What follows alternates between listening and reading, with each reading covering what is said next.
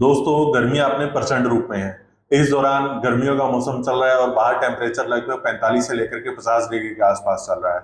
और इन गर्मियों में बहुत ही कॉमन समस्याएं आती हैं, जैसे कि हमको भूख नहीं लगती है, हमको चक्कर आते हैं, काम करने की इच्छा नहीं होती है, सारे दिन थकान रहती है। क्या इसका कारण है? क्यों ये गर्मी आते ही ये सारी समस्याएं शुरू हो जाती हैं? आगे हम इस वीडियो में बात करेंगे कि क्यों हम इन समस्याओं से सारे दिन ग्रसित रहते हैं। इससे पहले मैं इस वीडियो में आगे बढ़ूं, मैं आपको बताना चाहूंगा कि मेरा नाम डॉक्टर गुलशन जहांगीर है। मैं सुमन हॉस्पिटल फतेहपुर राजस्थान से हूं। अगर आप ऐसी छोटी छोटी इंफॉर्मेशन रेगुलर लेना चाहते हैं तो कृपया मेरे इस चैनल को फॉलो करें। दोस्तों, जब बाहर गर्मी बढ़ती है तो हमारे शरीर में भी गर्मी बढ़ती है।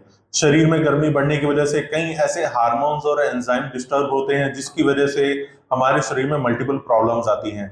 जैसे हमारे शरीर में पित्त बढ़ता है, जिसकी वजह से डाइजेशन में समस्या आती है, हमको भूख कम लगती है। स्किन के इन्फेक्शंस आपने देखे होंगे गर्मियों में शुरू हो जाते हैं, जैसे मुंह के दाने होना, एक्ने बढ़ना, और इसके साथ साथ आपने देखा होगा फंगल इन्फेक्शन होना, ये भी गर्मियों में शुरू होते हैं। इसके साथ जो व्यक्ति पानी कम पीते हैं तो उनके पेशाब में जलन शुरू हो जाती है, उनके यूरिनरी ट्रैक्ट के इन्फेक्शन शुरू हो जाते हैं। दोस्तों, थकान का इसमें मुख्य कारण ये रहता है कि जो व्यक्ति आउटडोर एक्टिविटीज करते हैं, जो बाहर ज्यादा काम करते हैं या पानी कम पीते हैं, पसीना आने से उनके शरीर में इलेक्ट्रोलाइट्स का लॉस होता है। इलेक्ट्रोलाइट्स जो होते हैं वो सिंपल पानी से हमारे शरीर में पूरे नहीं होते हैं। इलेक्ट्रोलाइट्स को पूरे करने के लिए हमको पानी के साथ साथ नींबू पानी रेगुलर मात्रा में पीना चाहिए, हमको सौंफ का शरबत पीना चाहिए, हमको पुदीने के पत्तों का रस पीना चाहिए, हमको बेल का रस पीना चाहिए। इसके अलावा हमको छाछ पीनी चाहिए रेगुलर मात्रा में और शरीर को हाइड्रेट रखना चाहिए। अगर हम ये चीजें रेगुलर लेते रहेंगे तो हमारे शरीर के जो इलेक्ट्रोलाइट्स पसीने के साथ लॉस हो रहे हैं वो रिप्लेस होते रहेंगे और हमको थकान की समस्या नहीं होगी, हमारे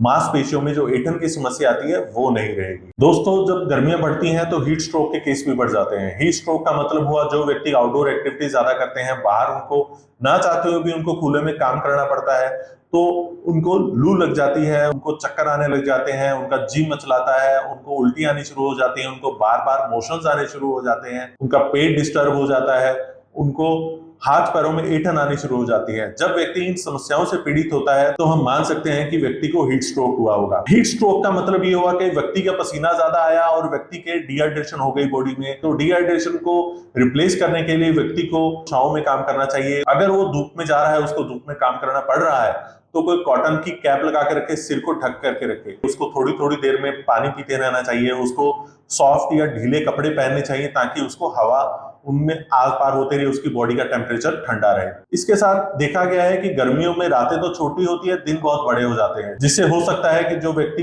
रात में थोड़ा कम सो पाता हो उसकी वजह से भी उसके दिन में थकान बनी रहती है, नींद उसको कम आती है। अगर व्यक्ति स्वस्थ रहना चाहता है तो गर्मियों में कम से कम 7 से 8 घंटे जरूर सोए, जिनसे उसकी दिन की थकान, रात की नींद अच्छी पूरी होगी और उसके दिन में थकान नहीं रहेगी। इस मौसम में व्यक्ति को ऐसे फ्रूट्स खाने चाहिए, ऐसा खाना खाना चाहिए जिसमें वाटर कंटेंट बहुत ज्यादा हो।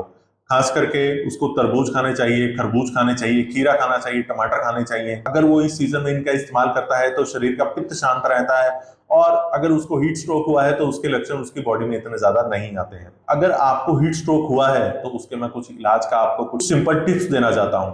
सबसे पहले आप योग प्राणायाम जरूर करें। कोशिश करें कि सुबह अर्ली आप योग प्राणायाम करें, सूर्य नमस्कार करें, अनुलोम विलोम करें। इनसे आपकी थकान दूर होगी और आपकी बॉडी एनर्जेटिक फील करेगी। कई बार हमने देखा है कि हम धूप से बचने के लिए इंडोर एक्टिविटीज ज्यादा करते हैं, जिससे हमारी शरीर में विटामिन डी की कमी हो जाती है, क्योंकि विटामिन डी हमको सूर्य की रोशनी से ही मिलता है। आप कोशिश करें कि सुबह अर्ली या शाम के समय, सूरज छिपते के समय आप आउटडोर एक्टिविटीज करें, खेलें, अपने बॉडी को थोड़ा धूप दें। इसके साथ आप अपनी बॉडी का हाइड्रेशन मेंटेन रखें। आपको कम से कम अपने शरीर के 20 किलो वजन के ऊपर 1 लीटर पानी जरूर पीना है।